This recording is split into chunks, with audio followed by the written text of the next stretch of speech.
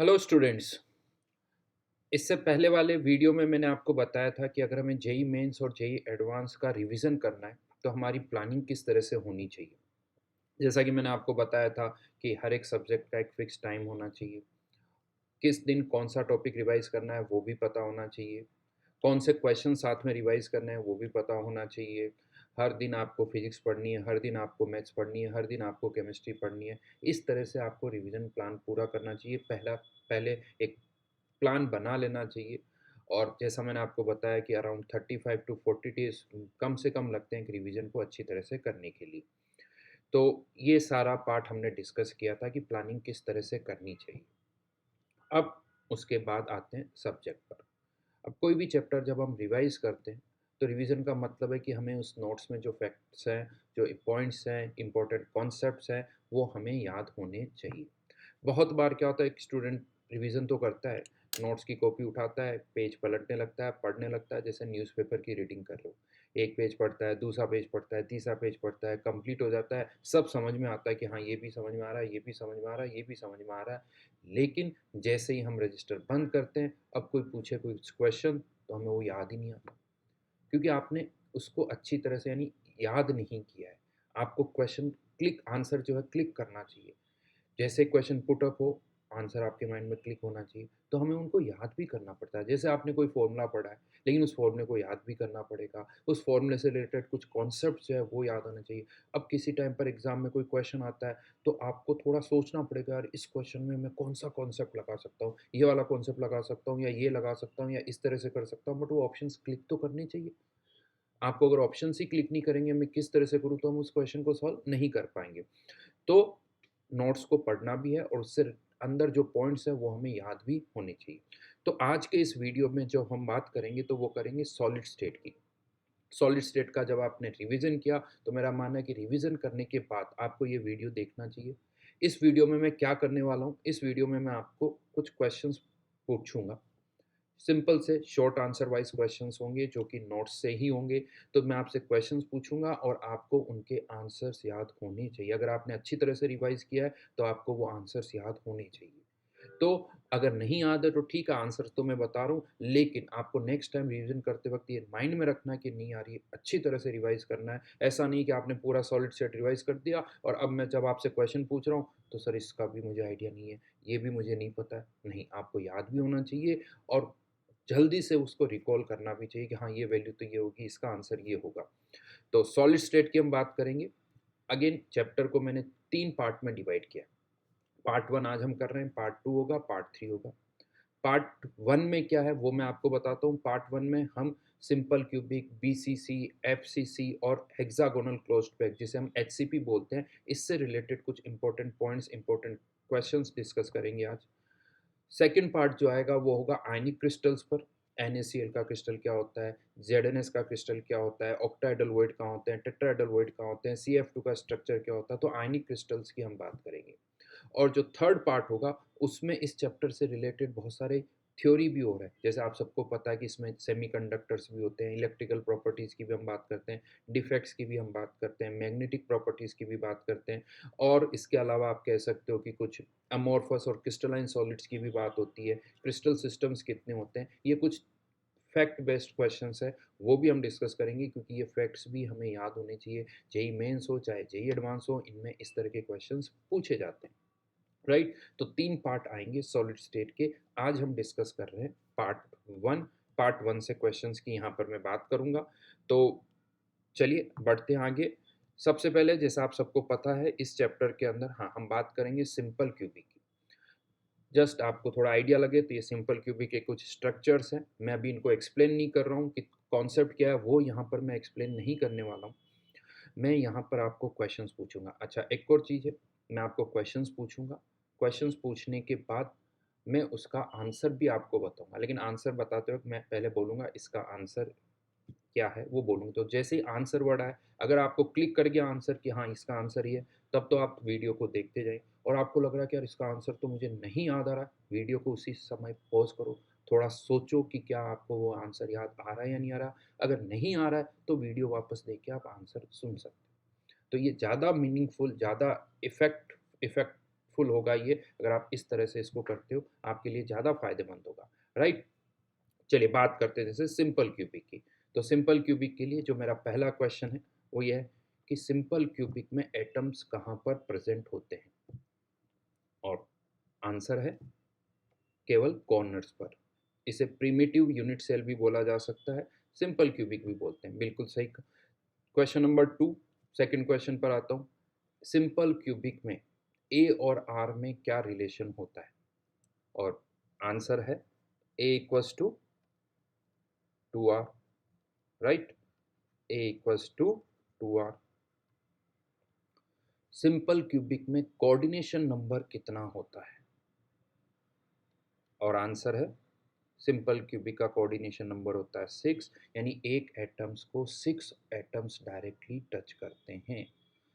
6 atoms जो है वो डायरेक्टली टच कर रहे हैं, जैसे आप थोड़ा बहुत यहाँ पर देख ही सकते हो, इस कॉर्नर वाले एटम को ये कॉर्नर वाला भी टच करेगा, ये कॉर्नर वाला भी करेगा, ये कॉर्नर वाला भी करेगा, इस तरह से एक ऊपर वाला भी करेगा। यानी इसको मैं ऐसे बोलता हूँ, एक्स एक्सिस की तरफ एक तो माइनस एक्स की तरफ एक, वाई की तरफ एक तो माइनस वाई, जेड की तरफ एक तो माइनस जेड की तरफ एक, क्योंकि एक पॉइंट से ऐसे 6 एजेस निकलते हैं, उन सब पर जो एटम्स होंगे वो इसको टच करेंगे।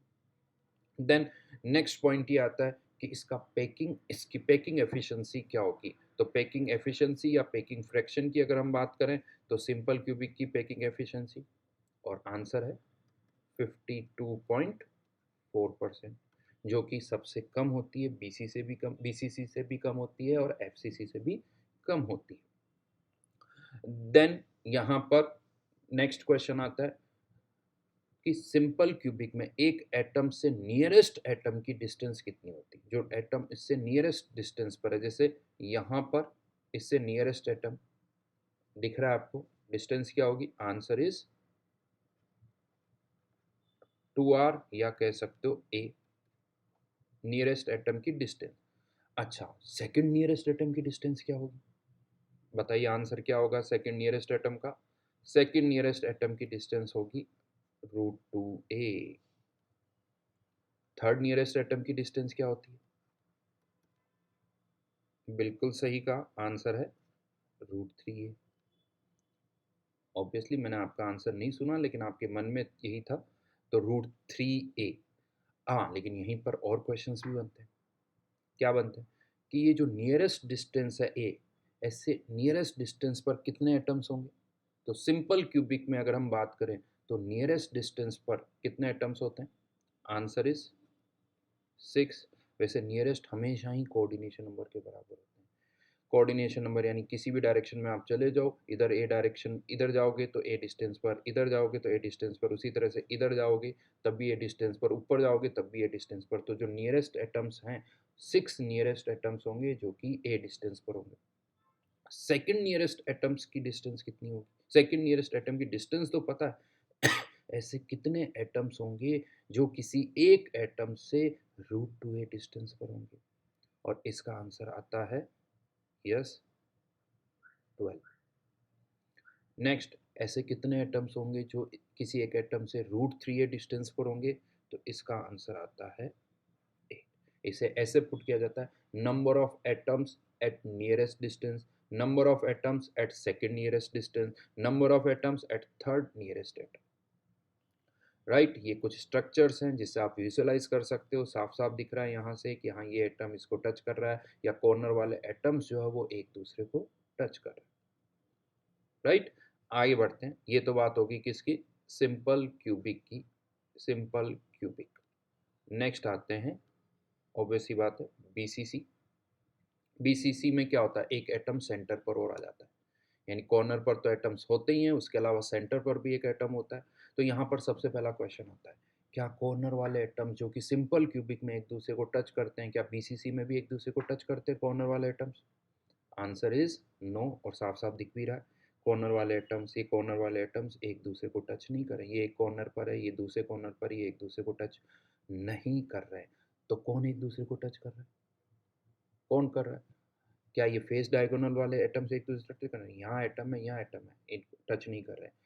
तो यहाँ पर हम कहते हैं जो बॉडी डायगोनल पर एटम्स होते हैं वो एक दूसरे को टच कर रहे हैं। यानी इस डायग्राम में मैं बात करूँ, यहाँ से थोड़ा कलर चेंज कर देते हैं, दिख नहीं रहा है, तो ये जो बॉडी डायगोनल वाले एटम्स है वो एक दूसरे को टच करेंगे। तो यहाँ पर A इक्वल्स टू 2R होता है नहीं होता? यस, आंसर इज नहीं होता है। तो फिर A और R में क्या रिलेशन होगा यहाँ पर? तो यहाँ पर A और R के रिलेशन की बात करें तो answer is √3A equals to, sorry, √3A = 4R। यहाँ से ये बॉडी डायगोनल की लेंथ √3A और इसका R, इसका 2R और इसका R। कोऑर्डिनेशन नंबर कितना होगा? कोऑर्डिनेशन नंबर, सेंटर पर जो एटम है वो इन 8 कॉर्नर एटम्स को टच कर रहा है, ये देखिए। तो इसका कोऑर्डिनेशन नंबर कितना हो जाएगा? 8। वैसे मैं आपको बता दूं, कोऑर्डिनेशन नंबर जो है वो एक ही तरह के एटम्स का एक जैसा होता है, यानी सेंटर वाले का भी 8 होगा और कॉर्नर पर जो है उसका भी 8 ही होगा। हाँ, क्वेश्चन आता है सर ये कौन से एटम्स को टच कर रहा है? ये तो इसको ही टच कर रहा है, बाकी को तो ये और भी क्यूब्स का कॉर्नर है। और आप सबको पता है कि एक क्यूब का जो कॉर्नर होता है वो 8 क्यूब्स का कॉमन कॉर्नर होता है। 8 क्यूब्स का कॉमन कॉर्नर होता है, तो हर एक क्यूब में ये एटम अपने सेंटर वाले एटम को टच करेगा, तो इसका कोऑर्डिनेशन नंबर भी 8 और इसका कोऑर्डिनेशन नंबर भी 8। देन बात करते हैं पैकिंग फ्रैक्शन, पैकिंग फ्रैक्शन की या एफिशिएंसी। तो इसका पैकिंग फ्रैक्शन नियरली आता है 68%, जो कि बीसीसी से ज़्यादा है। अच्छा, यहाँ number of atoms per unit cell कितने होते हैं? Number of atoms per unit cell simple cubic में आंसर 1, बीसीसी में आंसर इज 2, एक सेंटर वाला। और हर एक कॉर्नर का कंट्रीब्यूशन कितना होता है? हर एक कॉर्नर से 1/8 आता है, तो 8 कॉर्नर से 8 मल्टीप्लाइड बाय 1/8, तो वो हो जाता है 1। एक सेंटर से तो हो गया 2। यहाँ पर भी फिर उसी तरह के क्वेश्चंस बनते हैं, नियरेस्ट, सेकंड नियरेस्ट और थर्ड नियरेस्ट, राइट? सेकंड और थर्ड नियरेस्ट, फोर्थ नियरेस्ट पे भी जा सकते हो, ऐसा नहीं है, बट नियरेस्ट एटम की बात करते हैं। एक एटम से नियरेस्ट एटम की डिस्टेंस, अगर आप इस कॉर्नर वाले को फिक्स कर दो तो इसका नियरेस्ट कौन सा है? जो इसको टच कर रहा है, यानी इस क्यूब का सेंटर। तो कॉर्नर की क्यूब के सेंटर से कितनी डिस्टेंस होगी? आंसर इज √3A/2, ये उसका नियरेस्ट हो गया। और ऐसे कितने एटम्स होंगे? अगेन आंसर इज 8, क्योंकि नियरेस्ट कितना होता है? कोऑर्डिनेशन नंबर के बराबर। अब बात करते हैं सेकंड नियरेस्ट एटम की डिस्टेंस। तो अब आप सेंटर वाली, सेकंड नियरेस्ट की, सेंटर वाला तो गायब हो गया, तो सेंटर वाले को हटा दोगे तो यस, सेकंड नियरेस्ट एटम की डिस्टेंस वही ए आ जाएगी। और कितने होंगे? 6, यानी जो सिंपल क्यूबिक का नियरेस्ट है वो बीसीसी का सेकंड नियरेस्ट है, बीसीसी का सेकंड नियरेस्ट। और जो सिंपल क्यूबिक का सेकंड नियरेस्ट है वो बीसीसी का हो जाएगा थर्ड नियरेस्ट। तो थर्ड नियरेस्ट की distance answer is √2A। Third nearest distance पर कितने एटम्स होंगे? Answer is 12। हाँ, लेकिन यहाँ गड़बड़ होती है। फोर्थ नियरेस्ट एटम की डिस्टेंस, फोर्थ नियरेस्ट एटम की डिस्टेंस की अगर हम बात करें तो बताओ, क्या √3 है? नहीं, √11/4A, जो कि √3A से कम है। यानी फोर्थ नियरेस्ट इस कॉर्नर से इसके नीचे जो क्यूब रखा हुआ है, इस कॉर्नर से इसके नीचे जो क्यूब रखा हुआ है उसका सेंटर वो ज़्यादा पास में होगा, ये दूर होगा। ये और ऐसे आते कितने हैं? 24। ये थोड़ा मुश्किल है, या तो याद रखो, बट फिफ्थ नियरेस्ट जो आएगा वो √3 के ऊपर होगा। ऑब्वियसली ये वैल्यू √3 से कम, राइट? तो ये तो बात की हमने बीसीसी की, याद रखना इसको। अगर ये समझ में नहीं आता है तो कोई लेक्चर आपको देखना पड़ेगा, थोड़ा मुश्किल पार्ट है, इमेजिन करना पड़ेगा। देन अब बात करते हैं एफसीसी की। और एफसीसी में सबको पता है एटम्स कहाँ कहाँ होते हैं, सभी कॉर्नर पर तो होते ही हैं, और कहाँ होते हैं? हर एक फेस के सेंटर पर। ये एटम ऊपर वाली फेस के सेंटर पर, ये साइड फेस के सेंटर पर, ये पीछे वाली फेस के सेंटर पर, ये फ्रंट फेस के सेंटर पर, ये राइट वाली फेस के सेंटर पर, और ये बॉटम वाली फेस के सेंटर कॉर्नर पर। तो ही तो यहाँ पर पहला क्वेश्चन आता है पर यूनिट सेल कितने एटम्स होंगे? तो पर यूनिट सेल हर एक फेस का हाफ कंट्रीब्यूशन आता है, तो हर एक फेस से हाफ, फेस सेंटर पर कितने हैं 6, तो उनका कंट्रीब्यूशन कितना हो गया 6 इंटू 1/2 प्लस कॉर्नर वाले का ऑलरेडी पता है 1, तो टोटल हो जाता है 3 + 1 = 4। बट क्वेश्चन आता है क्या यहाँ पर कॉर्नर वाले एटम से एक दूसरे को टच कर रहे हैं? नहीं कर रहे, साफ साफ दिख रहा है ये और ये बहुत दूर है, तो कॉर्नर वाले एटम्स तो एक दूसरे को टच नहीं कर रहे हैं, तो कौन से कर रहे हैं? ये दिख रहा है, ये एक, यानी यहाँ पर फेस डायगोनल वाले एटम्स एक दूसरे को टच कर रहे हैं, तो ए और आर में क्या रिलेशन आ जाएगा? Yes, answer is √2a = 4r, √2a = 4r। Then coordination number, coordination number की बात करें, ये इमेजिन करना थोड़ा मुश्किल है, बट कोशिश करिए। यहाँ पर आंसर मैं पहले बता देता हूँ, आंसर आप बताओ। Answer is 12। बहुत सारे तरीके हैं जिससे आप इसको विजुअलाइज कर सकते हो। जब आप लेयर्स रखते हो, A layer, B layer, C layer, वहाँ से भी विजुअलाइज कर सकते हो और इस डायग्राम से भी विजुअलाइज कर सकते हो। यहाँ से मैं आपको बता दूँ, ये वाला जो एटम है ये अपने चारों कॉर्नर वाले एटम को टच कर रहा है, और ये वाला एटम ये चारों वर्टिकल फेसेस के सेंटर वाले को भी टच कर रहा है, और ऐसी 4 वर्टिकल फेसेस ऊपर की तरफ भी होती है। तो ये चारों कॉर्नर, 4 वर्टिकल फेसेस नीचे, 4 वर्टिकल फेसेस ऊपर, उनके सेंटर को भी, तो यानी इसका आंसर हो गया 12। और भी तरीके हैं जिससे विजुअलाइज कर सकते हो, ये एक तरीका मैंने आपको बताया है जिससे आंसर जो है वो 12 आता है, तो कोऑर्डिनेशन नंबर हो गया 12। देन उसके बाद आगे बढ़ते हैं पैकिंग फ्रैक्शन। पैकिंग फ्रैक्शन की अगर हम बात करें तो यहाँ पर इसका पैकिंग फ्रैक्शन आता है 74%। यस, मैं आपको बता दूं, एक ही तरह के एटम्स को आप अरेंज कर रहे हो तो कोऑर्डिनेशन नंबर, पैकिंग फ्रैक्शन इससे ज़्यादा हो ही नहीं सकता। एक ही तरह के एटम्स को अगर आप अरेंज कर रहे हो तो इससे ज़्यादा पैकिंग फ्रैक्शन पॉसिबल नहीं है, एनी दैट इज 74%। देन यहाँ पर भी फिर वही क्वेश्चन बनते हैं, nearest, second nearest, third nearest, उसकी भी हम बात करते हैं। तो नियरेस्ट की अगर हम बात करें तो यहाँ पर नियरेस्ट एटम की डिस्टेंस, यानी ऑब्वियसली कॉर्नर से नियरेस्ट ये हुआ, तो √2a, ये तो फेस डायगोनल की लेंथ है, उसका आधा, तो ये हो जाता है a/√2, कॉर्नर से फेस का सेंटर, राइट। और ऐसे होंगे कितने, ऐसे कितने होंगे? तो आंसर इज 12। तो नियरेस्ट हो गया 12, कोऑर्डिनेशन नंबर भी 12 है। सेकंड नियरेस्ट की अगर हम बात करें तो सेकंड नियरेस्ट यहाँ पर फिर ए आ जाएगा, और वो कितने होंगे? Answer is 6। थर्ड नियरेस्ट की बात करें, यहाँ पर थर्ड नियरेस्ट क्या लगता है? √2a।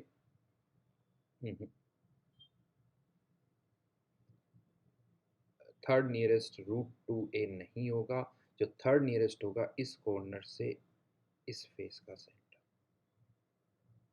इस कॉर्नर से इस फेस का सेंटर, जो कि √2a से कम है। कैसे डिस्टेंस निकाल सकते हो अगर आप निकालनी है तो?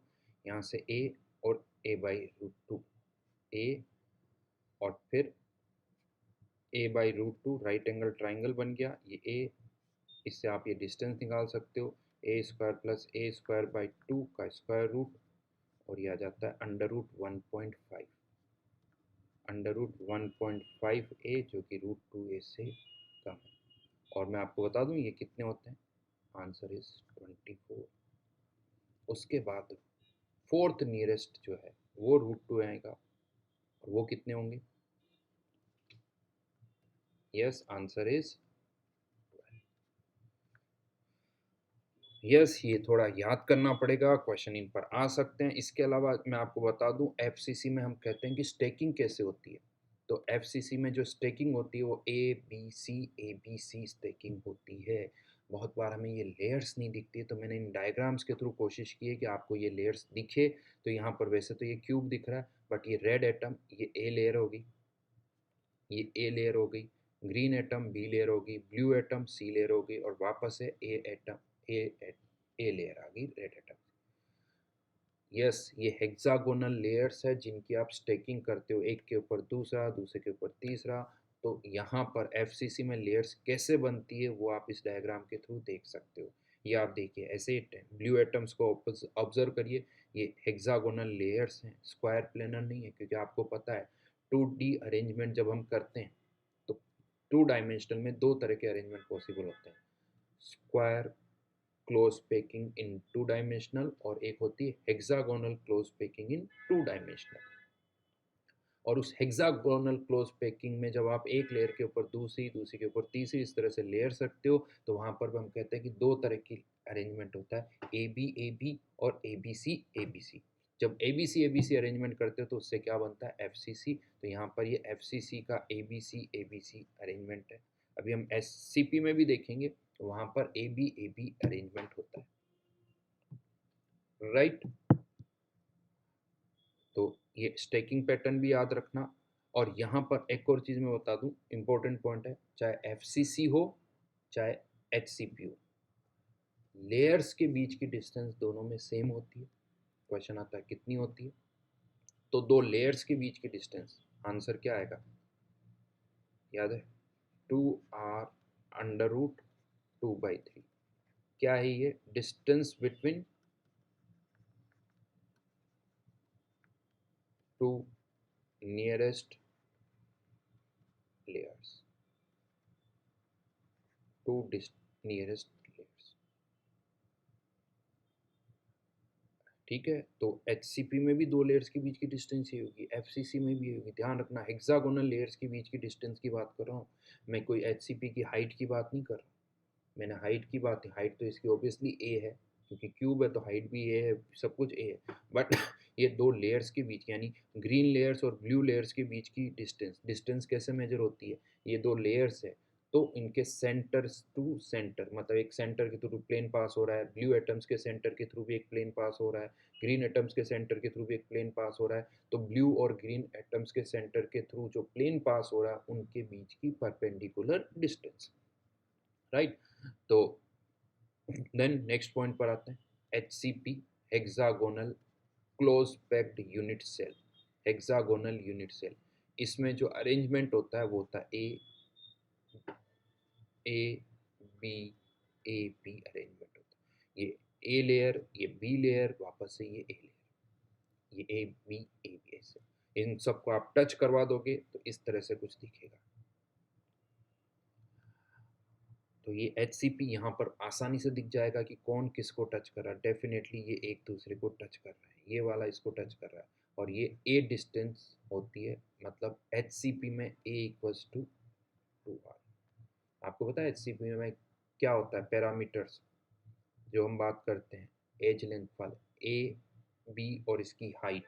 तो ए और बी बराबर होते हैं, ये ए और ये बी वो दोनों ही इक्वल है, ये बी। हाँ, लेकिन इसकी हाइट अलग होती है। अब बताओ हाइट कैसे निकालोगे, प्रिज्म की हाइट, ये पूरा प्रिज्म है, ध्यान, इसकी हाइट आंसर। तो देखिए एक प्रिज्म में क्या है, ये ए लेयर, ये बी लेयर, और वापस से ये ए लेयर।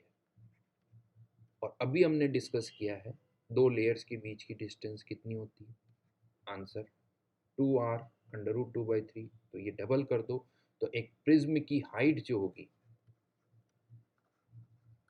वो 4r√2/3। इससे आप प्रिज्म का वॉल्यूम भी निकाल सकते हो।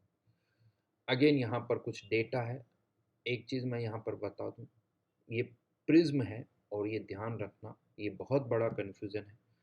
एक प्रिज्म यूनिट सेल नहीं होता है, यहाँ पर इन्होंने ये जो अलग से बना रखा ना, ये यूनिट सेल होता है। क्योंकि यूनिट सेल्स जो होते हैं वो पैरेललोपाइप्स होते हैं। पैरेललोपाइप्स क्या होते हैं, जिनकी अपोजिट फेसेस एक दूसरे के पैरेलल हो। तो एक प्रिज्म बनाने से क्या होता है, ये समझ में आ जाता है कि ये एंगल जो है 120 है। अदरवाइज इस पूरे प्रिज्म में 3 यूनिट सेल्स है, इस पूरे प्रिज्म में 3 यूनिट सेल है। ये आपको दिखाई दे रहा है एक, इसी तरह से यहाँ पर और बन जाएगा ये वाला और फिर यानी 1 2 3। तो कभी कभी इस तरह के क्वेश्चंस आते हैं कि पर प्रिज्म कितने एटम्स होंगे, पर यूनिट सेल कितने एटम्स होंगे। तो पर प्रिज्म अगर आपको पता है तो पर यूनिट सेल उसको 1/3 करना होगा। यानी अगर मैं यहाँ पर बात करूँ पर प्रिज्म नंबर ऑफ एटम्स कितने होंगे, तो पर प्रिज्म नंबर ऑफ एटम्स जो होते हैं आंसर इज 6। वो कैसे आएगा वो आपको देखना पड़ेगा। तो ये तो हो गया पर प्रिज्म। उसके बाद हाइट ऑफ प्रिज्म हम निकाल ही चुके हैं, तो वॉल्यूम ऑफ प्रिज्म, इस पर ऑलरेडी जेईई एडवांस में क्वेश्चन आ गया है। प्रिज्म का वॉल्यूम कितना होगा? आंसर पता है? Base area into height. Base area कैसे निकालोगे? तो इस बेस पर 6 इक्विलेटरल ट्राइंगल्स बन रहे हैं। एक इक्विलेटरल ट्राइंगल का area √3 by 4 A square, right. A की वैल्यू आप पुट कर सकते हो 2r इंटू 6 इंटू हाइट, इसको मैं h लिख देता हूँ। हाइट आपको दिख रही है, वो हाइट यहाँ पुट कर दो, ए की वैल्यू पुट कर दो, वॉल्यूम ऑफ प्रिज्म आ जाएगा। और अगर यूनिट सेल का वॉल्यूम निकालना है तो उसका 1/3 करोगे। नंबर ऑफ एटम्स पर प्रिज्म 6, पर यूनिट सेल 2। और इसकी भी पैकिंग एफिशिएंसी जो है वो कितनी आती है? आंसर 74%। यहाँ ज़्यादा nearest, second nearest, third nearest इसकी बात नहीं करते, क्योंकि यहाँ विजुअलाइज करना मुश्किल है, क्योंकि यहाँ 90 डिग्री नहीं होता, तो एंगल इस पर कैलकुलेशन करना बड़ा मुश्किल हो जाता है। तो ज़्यादा से ज़्यादा आप नियरेस्ट तक सोचो, उसके अलावा चांसेस मेरे हिसाब से कम ही है, मुश्किल होता है यहाँ पर। तो आज की इस वीडियो में हमने बात की नियरेस्ट यानी सिंपल क्यूबिक, BCC, FCC और HCP। इससे रिलेटेड मुझे लगता है यही सारे क्वेश्चंस बनते हैं। ये क्विक रिवीजन तो है, बट मेरे को लगता है कि थोरो रिवीजन है। जितने क्वेश्चंस बन सकते हैं वो सारे हमने यहाँ पर डिस्कस किए हैं। आप इनको याद रखिए, क्वेश्चंस आते हैं इसी तरह से, तो इजीली आप कर सकते हो, राइट। इसके बाद नेक्स्ट वीडियो में मैं आयनिक क्रिस्टल्स की भी बात करूंगा, फिर थियोटिकल क्वेश्चंस की भी बात करेंगे। तो आज के इस वीडियो में इतना ही है। थैंक यू, मिलते हैं वापस जल्दी से।